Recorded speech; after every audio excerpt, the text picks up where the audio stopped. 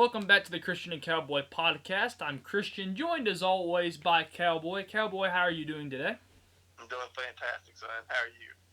I'm pretty good. Didn't have to go to school today, so that's always good. But I had to take a practice ACT. I'm still not done with it, so that's going to be fun when we get off of here. But it's just for practice. It's okay. I think the point of those is it's got a time frame.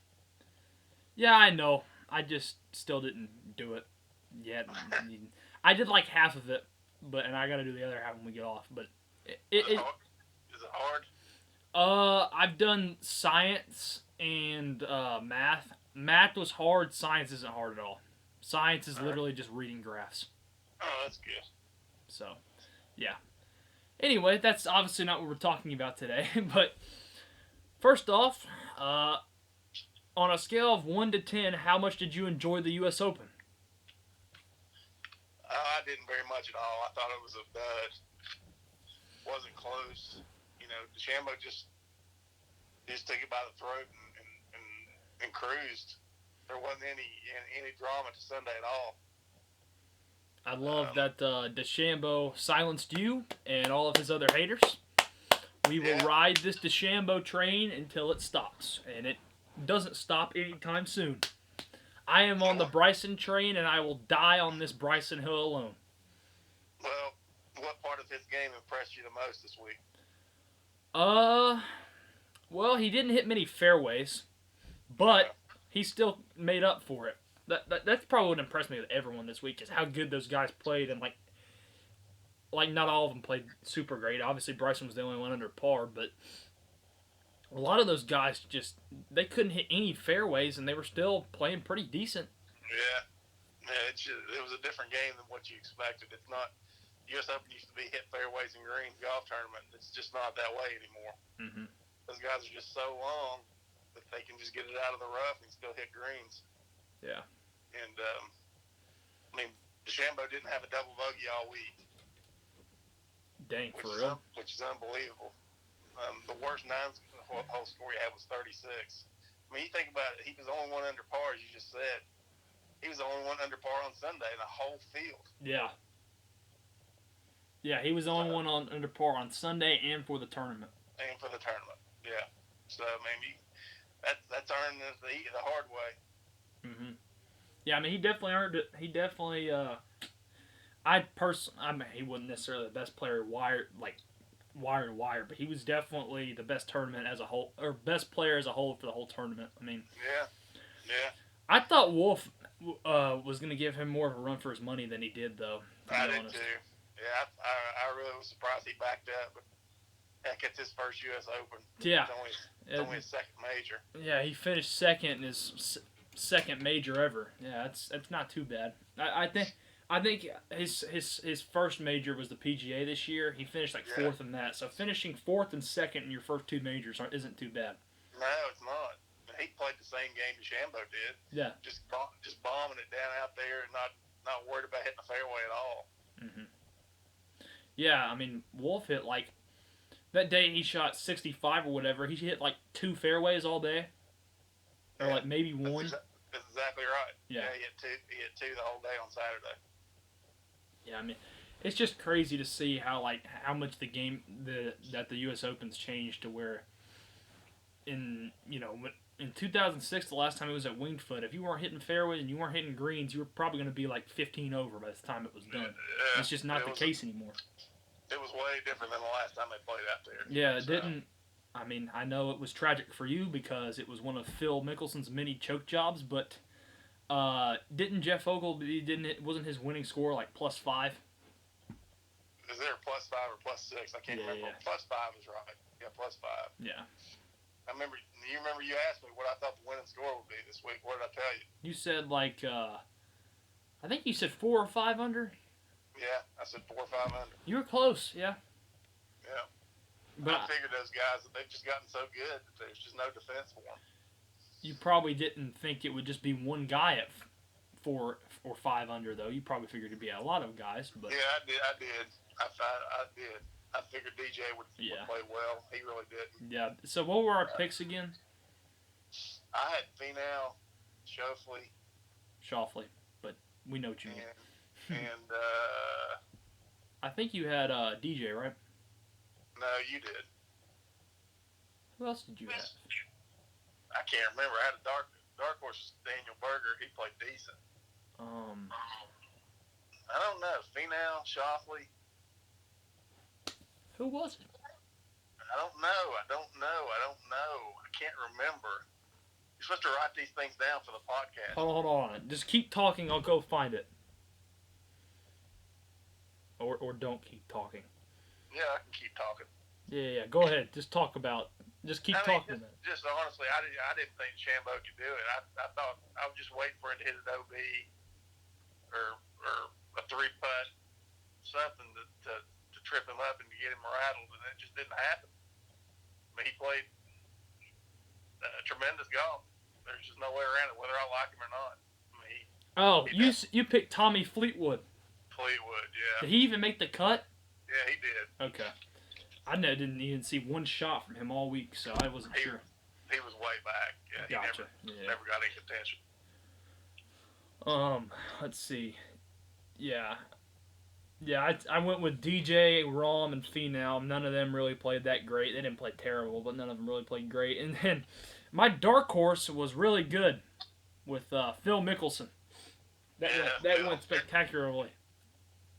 Yeah, I knew that wasn't going to be a place he could play. I mean, he wasn't the only one. I mean, Tiger was only 3 strokes better than him. Yeah, Tiger was just as bad. Speed was, of course, had his blow up. We're not going to talk about that. We're not going to talk about it. He's in huge trouble, son. I really worry about his game long term. Yeah, I think I'm just gonna not worry about him for a while and just hop on the Bryson train and just come back to him when he's better. You know, well, you gotta stick to your players, man. No, I'm going to. I'm just saying, I'll let Bryson be who I root for in actual tournaments. Are you gonna get a Puma hat? No, I'm not gonna get a Puma hat. I'm not gonna get his stupid hat. That's the one thing I'm definitely not doing. I mean, it's not really stupid because Payne Stewart used to wear a hat like that, but yeah, so does Ben Hogan. Yeah, I just don't know why he still wears one in 2020. But it's okay. I mean, I just think it's amazing how. I mean, well, here, let me ask you this first. Do you think he's how much of a chance would you give him at Augusta? Oh, a good chance. Now, the problem, the weakest part of his game is his approach shots, his iron play, and his wedges especially, which they weren't a problem Sunday at all. But you've got to be a great wedge player in Augusta. But as far as he hits it, man, those holes are going to be, it's going to be a pitch and putt for him. Yeah. He's not the only one. Like I said, Wolf hits it like that. DJ does. Koepka does if he's going to be playing. Yeah, DeChambeau just does it on an extreme level.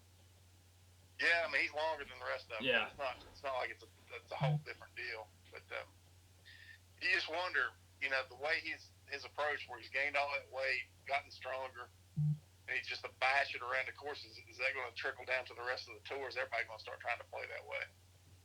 I don't think so.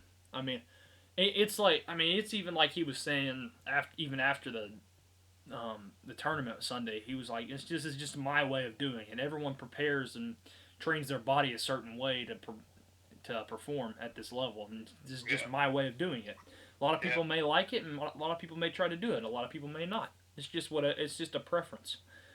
I mean, I would not be surprised if I don't know, maybe like, I don't know, I think half's too big of a number, but maybe like a fourth, maybe like 20% try to do something similar.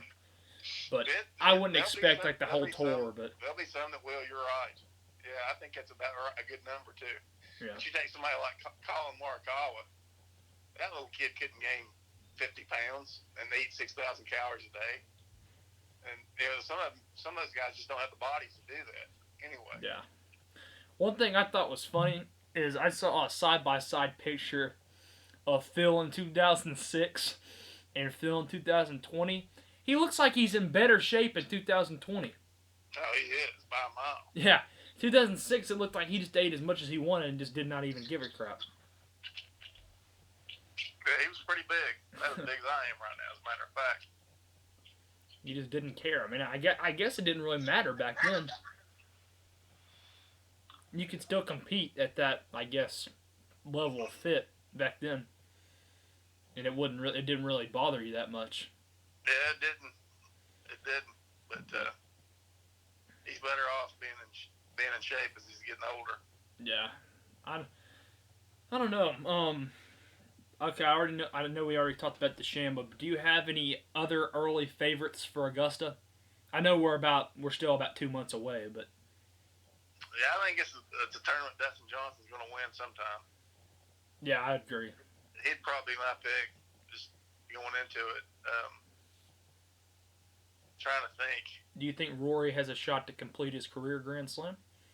I think that tournament's in his head. I don't think he'll ever win it. Really? I think it just, I don't know. I think it wigs him out there, and he just doesn't play his best. It happens to people. So you think the Masters for Rory's gonna end up being like the U.S. Open is for Phil? Yeah, I do. Wouldn't surprise me. Of course, he's not going to have 5 seconds. Yeah. You mean 6? He didn't have 1 second right now. Really? No. Oh yeah. Well, there was that one year he was up. How many shots was he up by going into that Sunday? 2. Yeah, and then he shot an 80. You talking about Rory? Yeah, Rory. Oh no, he was up by 5, I believe it was. Yeah, and then he shot an 80. Yeah, he sure did. Man, that's hard to do on that course. That's crazy. Especially as far as he hits it, but it would be hard for me, but like in the opposite way. It would be hard for me to shoot 80 because it'd be hard for me to play that good. I know you're saying like it's hard for tour players to play that bad out there. But well, if you're at the U.S. Open now, what do you do now? How do you try to set up a course to contain these guys? You don't. There's nothing you've already. Personally, I think they're screwed. I mean, they could not have made that course any harder this week, and Bryson still went out and just annihilated it like it was. Well, I don't know, like it was nothing, but he still went out and took care of it. So, I think you're right. I don't think there's anything they can do now. I think they ought to widen the fairways a little bit. They made the fairways so narrow that nobody could hit them. And so there was no real advantage to hitting any. So if they widen the fairways out, maybe some guys that are on the fairway hitting a 7-iron when he's in the rough hitting a wedge, maybe that can equalize things a little bit. But they're going to have to make it where the hardest surface on the course is the greens, and that includes the cart paths too. Those greens have got to be like bricks. Yeah, I mean they looked like they were this week. You're right. I don't know if they could have made them any harder than they were. So, what did you think of the 6 putt? Well, man, he just got mad at himself. He was just hitting it back and forth. Yeah, I mean, he was out of contention. He probably figured it didn't matter anyway. Yeah. Didn't he withdraw after that happened? Yeah, he sure did. He apologized for that today on Instagram. Oh, really? Danny Lee's who we're talking about. Yeah. I mean, can you really blame him though? No. I can't. I mean, especially at a course like that, it probably just makes you so mad. You just there's a certain point to where you just can't take anymore. But yeah, I'm really excited for the Masters. I for some reason I have it in my head that it's like 3 weeks away, and it's still like 2 months away. So yeah, it's forever away. It's like November 14th. It's going to be freezing cold. I mean, even in Georgia. Probably will be. It's probably going to be like 40 or 50 every day out there. Yeah, I'd say it will be. That's not exactly fun weather to play golf in. I don't like it. It's got to be above 60 for me. Man. Like right now, the weather we're being getting, this is the best time of the year to play. Yeah, I wonder how that's going to affect scoring, though. I don't know. I mean, we've never really seen a major tournament take place in weather like that, so we don't really know how it's going to affect it. Well, it does it in British Open weather sometimes. You have that kind of weather, but not at Augusta. Yeah. So I don't know. It's going to be tough to handicap and to predict what's going to happen because we're not used to seeing it out there like that. It's probably going to look really cool, though, just with all the leaves, the different colors, because it's going to be in the fall. So it's probably going to look really cool. But I'd say you're right. I'd say it will be. Anyway, are we good with golf talk now? Or anything else you want to talk about golf-wise? I don't think there's anything else. I mean, there's nothing to say except, is there anything besides the Shambo to talk about right now? Probably not. Yeah, I mean, I was surprised that Patrick Reed choked on Saturday. I thought, yeah, that was funny.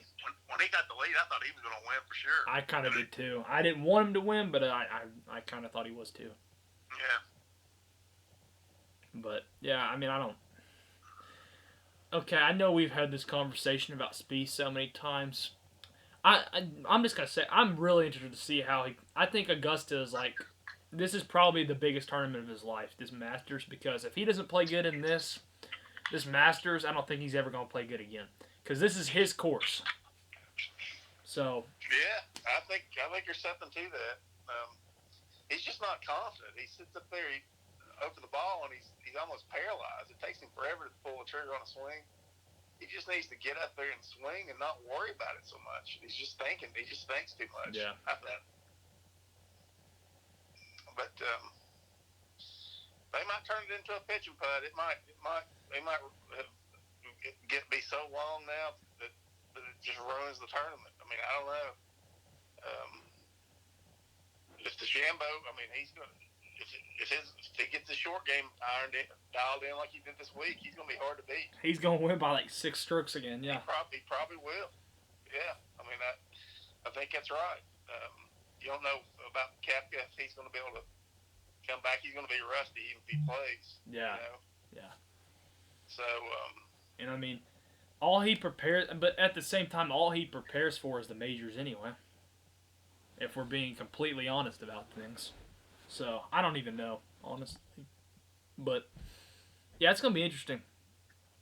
But, unfortunately, that is 2 months away. But, you know what is... hold on, first off. Are we done now? Yeah, that's fine. We can move on. I just wanted to make sure. You know what is a week... Well, I guess it's technically like 4 days now. Tennessee football returns in 4 days. First of all, what are you looking forward to most? And second of all, what is your biggest concern? Biggest concern is got to be Guarantano still. Obviously.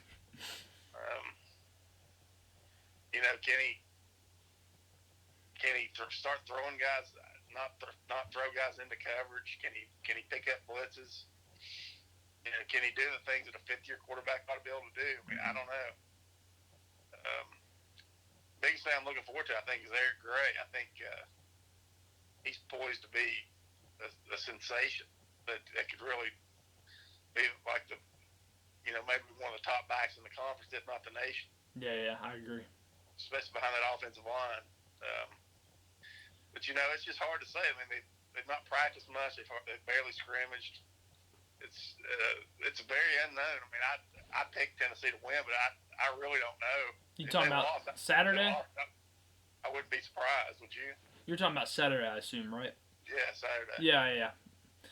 I mean, I said earlier in the week, Tennessee 24, South Carolina 21. So, and basically what I said is it's going to be like the Titans' first game against the Broncos. We're going to do everything we can to lose and then still find a way to win. That's what I think is going to happen. It may be. I picked it 21-20. That's even closer than the experts think. I mean, I think the spread right now is like Tennessee minus 3.5, so I kind of agree with Vegas there.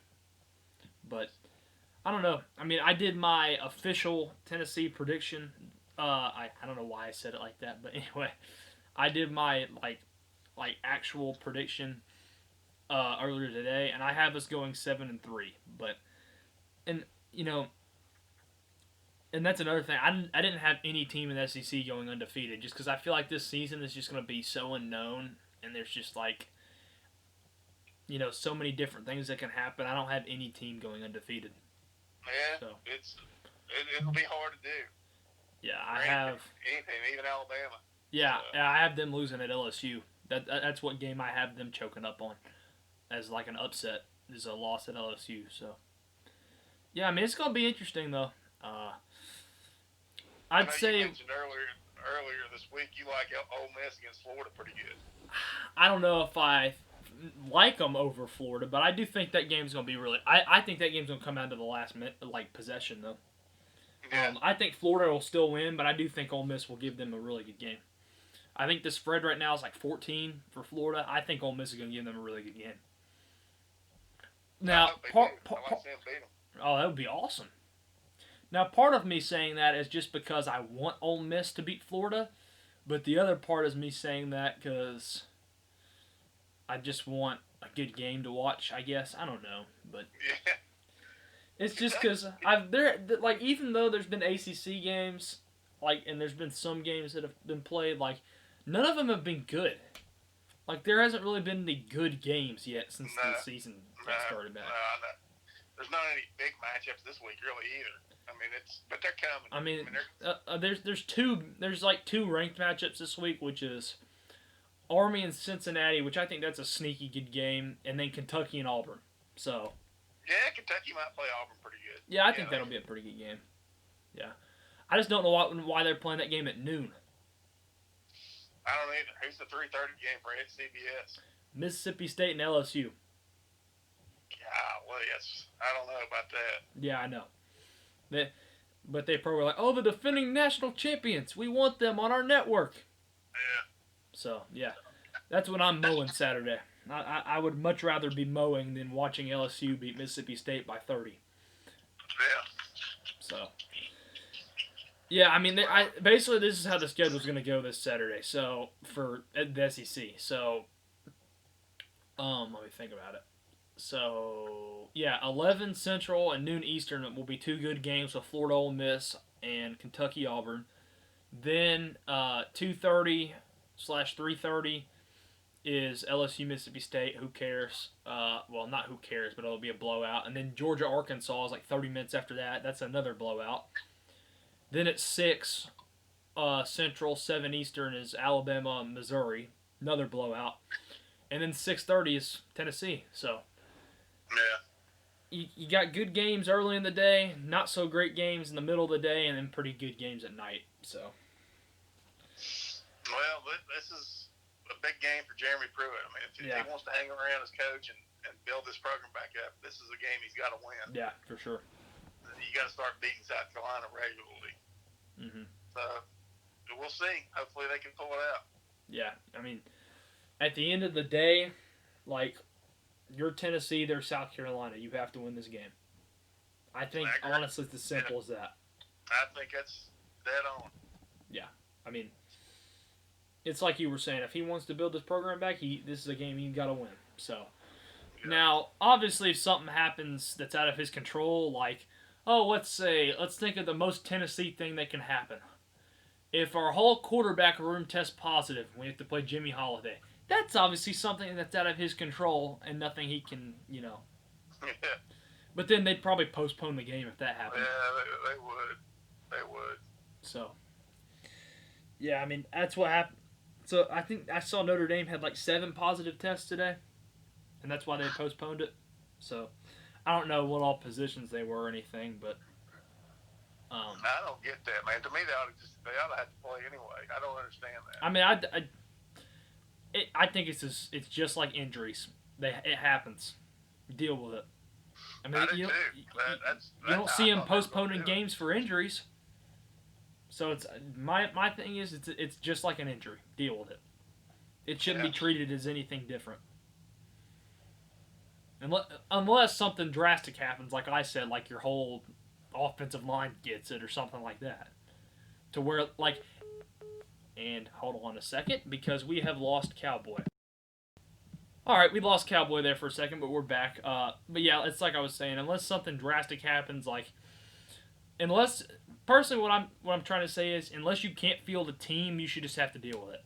I agree, man. Yeah. I agree. That's like in baseball when they were having those positives for the Cardinals and the Marlins early in the year, and they postponed those games. I thought that was a bunch of crap. Yeah. They got 40-man rosters this year.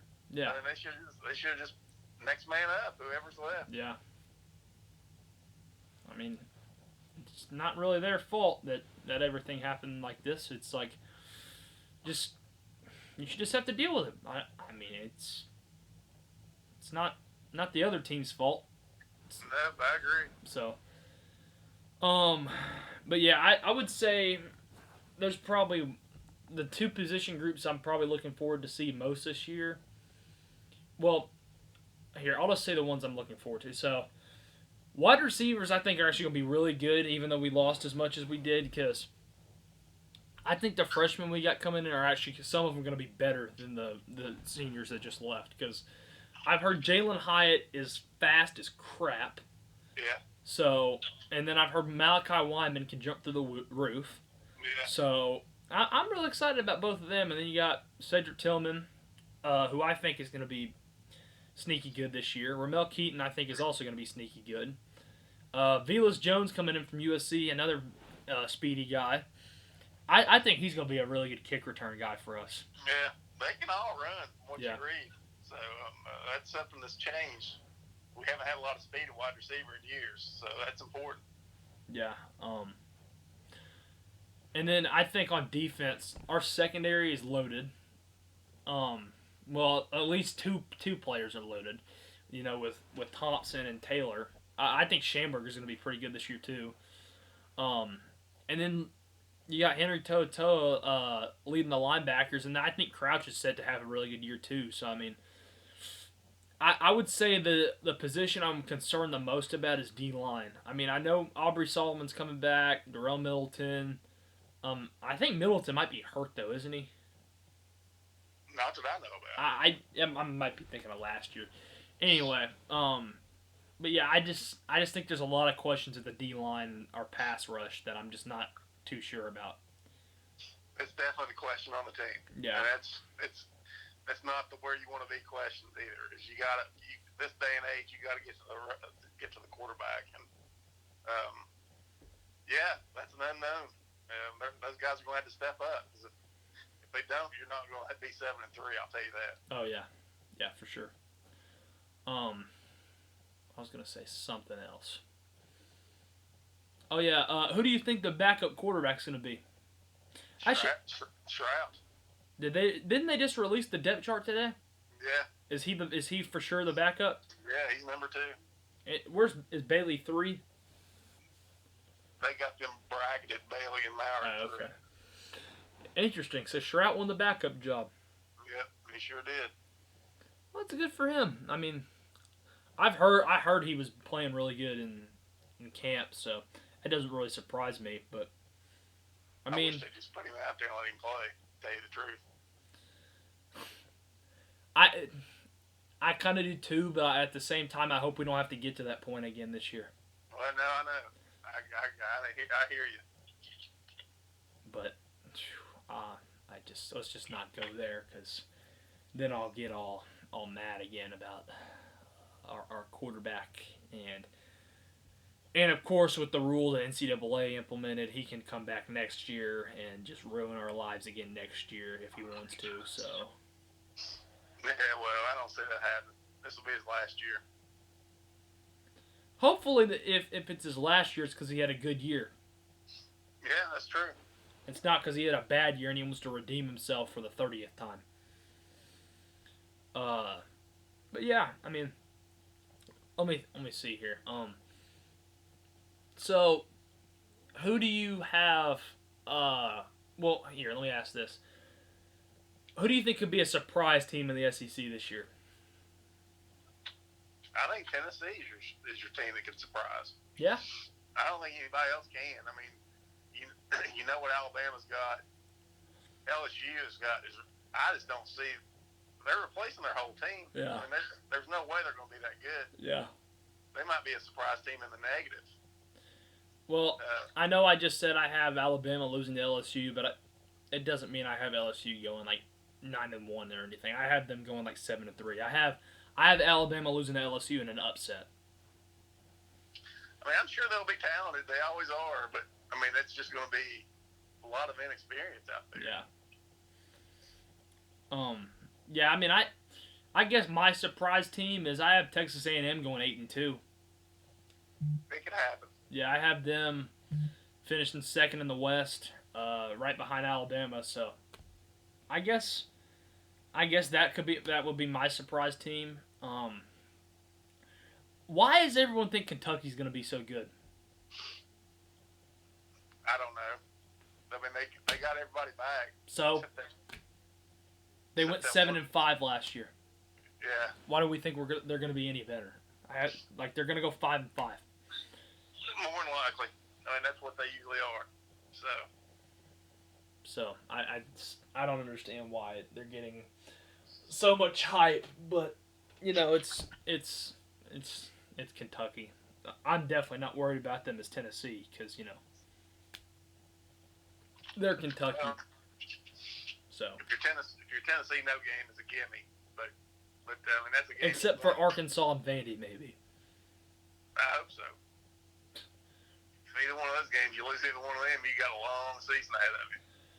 Thankfully, Vandy's at the end, but no. Oh my gosh, could you imagine? I can just see it now. We're 7-1 going into Vandy. If we beat Vandy in Florida, we win the East, and we lose to Vandy and then we beat Florida the next week. I don't think Vandy's a problem. They just don't have anything. I don't think they are either, but I'm just saying I could see something stupid like that happening. Yeah, well, it'd be about like Tennessee for that to happen. I mean, I don't think we'd be 7. Well, we might be 7-1. If we find a way to beat Georgia or Bama, we could be 7-1. Yeah, that's what it'll take to win one of those two. Yeah, and then to beat A&M and Auburn, which personally I don't think we're good. Honestly, a lot of people might not agree with this. I think we're gonna have a much easier time with Auburn than we are A&M. Only because the main reason I feel that way is because Jeremy Pruitt already kicked Gus Malzahn. Hold on, let me try this again. Jeremy Pruitt already kicked Gus Malzahn's ass once, and that was with a team that was 20 times worse than this one. So yeah, he knows how to game plan against them. I think that's for sure. I'm not too worried about Auburn. But it's on the road. Of course, the road games don't mean as much without the crowds. So I mean, technically there still will be one. Yeah. But not as much of a one as there usually would be, obviously. Yeah. Since every team is at 25% except Vanderbilt because they're Vanderbilt. Yeah, man, that was a bad look right there. Not allowing any fans in. To be honest, I don't even think it's because it's Vanderbilt. It's probably just because of our stupid mayor. That's probably why. It may be. You may be right. I don't even blame it on Vandy. I blame it on the mayor. That's probably why. But then again, he's letting the Titans have 10% at their next game. So why didn't he just let Vandy have 10%? Yeah, they should have people coming in. The rest of the league they should be too. Well, no offense, but if we're being honest, I doubt it was going to make much of a difference anyway.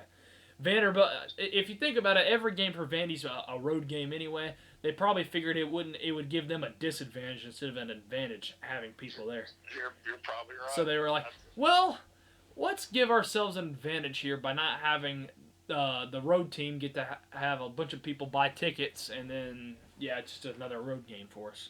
Yeah, I mean there's probably something to that. So, I mean, not that it's going to make a difference anyway. They're still going 0-10.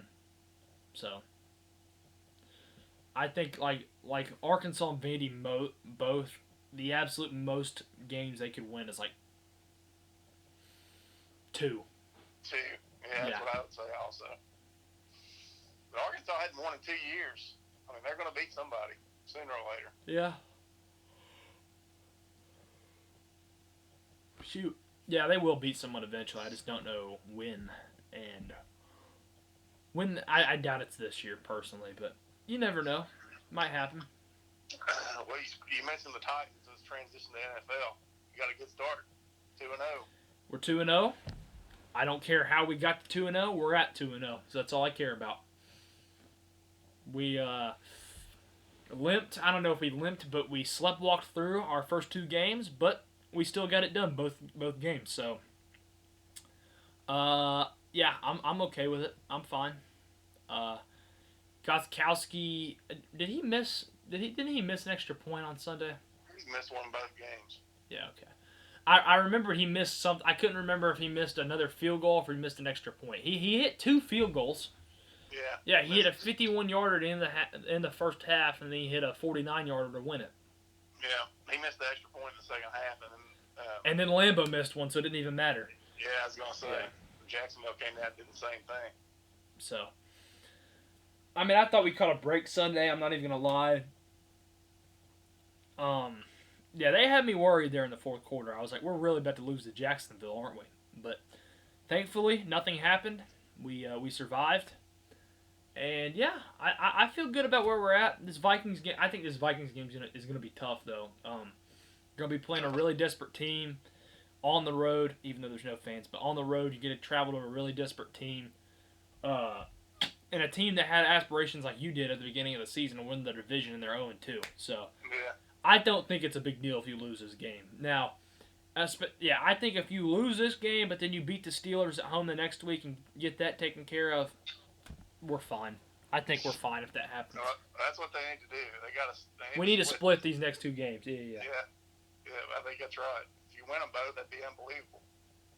Yeah, I would like to start 4-0. That would be nice. Yeah, it'd be handy.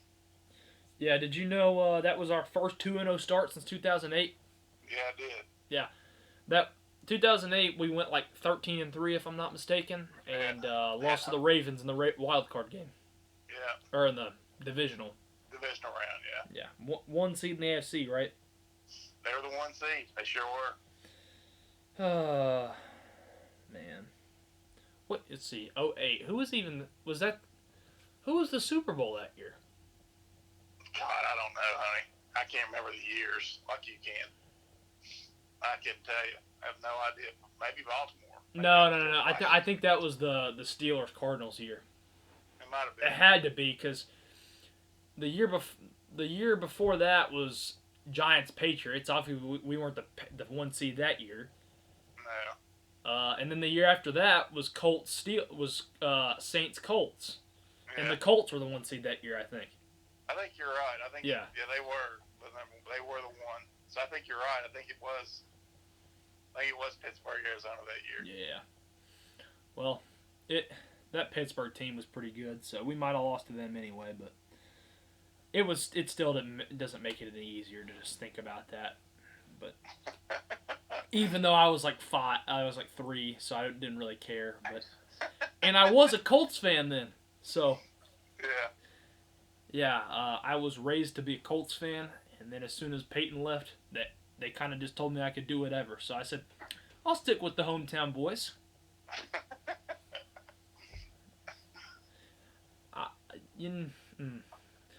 I mean, here, let me ask you this. So, what do you think about Cam Newton in New England? I think it's going to work out tremendously after those first 2 games. If he didn't get hurt, they'll be right there. Yeah, I agree. I mean, even though they didn't win Sunday, I think he played really good again. I feel like he's matured more under Belichick, and just he has more of a knowledge of everything. It looks like it. Yeah. They're gonna be fine. I mean, they still got that shitty division they're playing in. Of course they do. Where the Jets and Miami are just gonna lay down. That's 4 wins right there. Buffalo thankfully is pretty good. It looks like. Yeah. I for the season, I think I picked Buffalo to win that division. I don't feel as good about that now. I still feel good about it, but not as good about it now. I still think it's going to be a 2-team race for that division, though, like you said. But whoever doesn't win that division, I think is probably going to be the 5 seed though in the AFC. I'll tell you what division is going to really suck this year is the NFC East. Oh my gosh. Philly and the Giants are both 0-2. Dallas should be 0-2. Yeah, and Washington's 1-1. Yeah. Oh my. And they're not going to win anything. Believe me. Who, Washington? No, I mean 7-9 might win that division. They could go 7-9. I don't see it. You never know. I think it'll be Dallas. Probably. At 8-8 or somewhere in there. Yeah. I'm just looking at crap. You know what division I wouldn't want to be in? NFC West. Oh my gosh. Yeah, it's loaded. Dude, you got 3 2-0 teams, and then you got a probably the best 1-1 team in the NFL in the Niners. Yeah. I mean, they got a lot of injuries now. Oh yeah. Depending on how long Garoppolo's out, even just without that, I don't think they're going to be as good now. Nah, I don't either. But that's still the toughest division in football. Yeah, and I still think they're going to be good, just not as good. What do you think about the Raiders winning last night? Excuse me. I thought that was an impressive win, man. I don't know if it's gonna translate to competing with the Chiefs in that division, but I thought it was impressive. The Chargers took the Chiefs to the wire this weekend, so I do think it's nice and encouraging to see that a lot of the teams in the AFC West are starting to get better and are going to start competing with the Chiefs in that division. And maybe not, it's not going to be like the AFC East has been for New England for 15 years. It's going to be like it's actually going to be a challenge for the Chiefs, is what I'm saying. I think you're right. Yeah. I think you're right about that exactly. They'll probably still win the division, it just won't be as easy. So, yeah, it's going to be interesting. The Bengals, man, they should be 2-0 right now. If they had an offensive line, they would be 2-0 right now. Yeah, Burrows look good. I mean, I'm not surprised. I figured he would. Yeah, I mean, if they can just get Burrow some help, they'll be good, I think. Let's see. The Texans are terrible, like I told you they would be. Everyone thought I was so dumb when I picked the Texans to go 8-8. Look who's laughing now. It's just great to see that my division is not going to be much of a challenge at all this year. Well, you never know, man. It's a long way to go. Well, all I know is, I mean, the Colts looked better this weekend, but I'm not really worried about Phillip Rivers, to be honest with you. Yeah, I wouldn't be either. And I'm definitely not worried about the Texans two games. I mean, they did play the two best teams in the AFC, but they basically laid down for them. They didn't even give either of them a game. So. No, not really. Their schedule opens up a little bit now. They'll have some chances to get some wins. Yeah, I'd say they will, but when they play the mighty Titans, they won't get a win. I just think we need to keep our head down. Just take care of our business every week. Just take it one game at a time. That's what I'm doing. I haven't even looked to see who's after. I mean, I know who's after Minnesota because it's Pittsburgh. I haven't been taking it 1 week at a time, but I'm taking it 2 weeks at a time. Yeah, I'm taking it 2 weeks at a time. I'm like, okay, who we got? Okay, Minnesota. Who's next week? Pittsburgh. Okay, I'm not gonna look past that. I don't know who's after Pittsburgh. I don't care. You really don't know? Nope. Might be Buffalo. I know it's a home game. I think it's either Buffalo or Houston. It's one of those two, I think. Either way, it doesn't matter. We're still. I don't have a clue. I can't wait for Monday night though. Chiefs Ravens is going to be very good. Yeah, it's a good Monday night game. That's for sure. Who's the Sunday night game this week? Packers Saints. That'll be interesting too. Yeah, that's a big game for New Orleans. Yeah. The Packers have looked really good, I thought. God, what would you have? They look great. They just dropped 40 points in both games like it's nothing. Yeah. Buccaneers with Brady are kind of just whatever right now. One team that's 2-0 that no one's really talking about. I mean, I know they played the Lions and the Bears and the Giants, but the Bears are 2-0 right now. Chicago, yeah. They are 2-0 right now. Yeah, I know. It's surprising. Yeah, I mean, I really don't know how I feel about the Buccaneers right now. I can't tell if they're going to be really good or just kind of just barely sneak in the playoffs. I know you said 10-6. That's probably what it'll end up being. They just sneak. They'll make the playoffs. They'll sneak in as like the 5 seed or the 6 seed or something like that. Yeah. Probably play. If they're the 5 seed, they'll probably get to like beat up on the Cowboys in the first round or something. So. Yeah, wouldn't be surprised.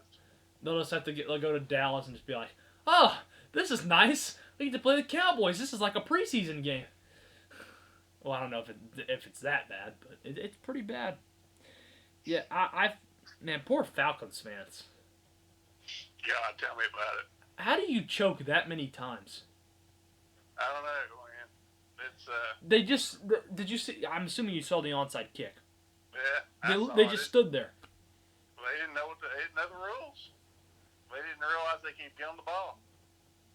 They really thought they had to wait for it to go 10 yards too. I guess because that's exactly what they did. They let it go, roll and roll and roll. They call that play the watermelon kick. The watermelon kick, seriously? Yeah, that's what I read today. That Prescott was saying that's called the watermelon. Huh. Well, it didn't work. To be honest, that was not even the Cowboys' execution. That was the Falcons' lack of knowing where they were or what they were doing.